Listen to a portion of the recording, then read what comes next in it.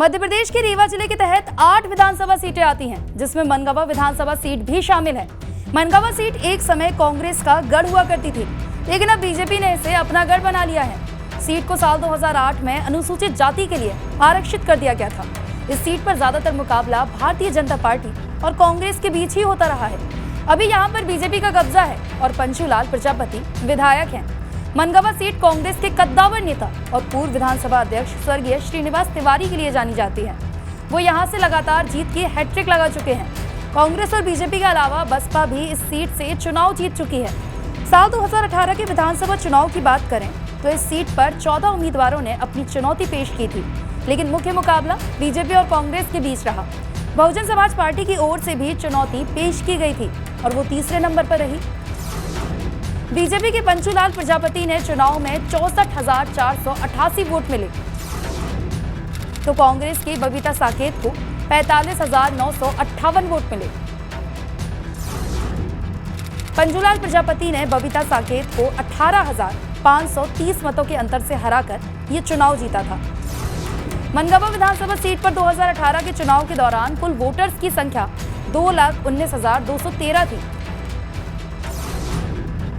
जिसमें पुरुष वोटर्स की संख्या 1,15,962 थी, तो महिला वोटर्स की संख्या 1,03,251 थी। इसमें कुल 1,30,065 वोट पड़े, जबकि नोटा के पक्ष में 2,797 वोट आए थे।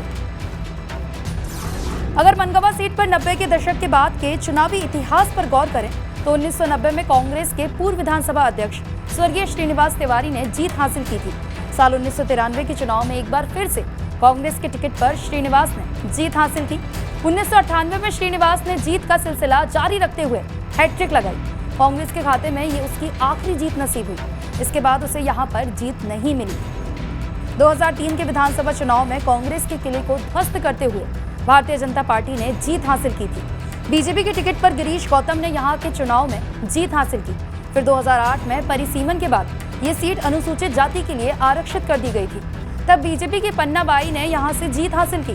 हालांकि 2013 के चुनाव में बीजेपी को तब झटका लगा जब बीएसपी की शीला त्यागी ने यहाँ से जीत हासिल की और सबको चौंका दिया। इस चुनाव में बीजेपी और बीएसपी के बीच कांटे की टक्कर थी। हालांकि नतीजों में बीएसपी की शीला त्यागी ने बीजेपी की पन्ना बाई प्रजापति को महज 275 मतों के अंतर से हरा दिया था। हालांकि अब वो बीएसपी का साथ छोड़कर कांग्रेस में शामिल हो गई हैं और टिकट की बड़ी दावेदार भी मानी जा रही हैं।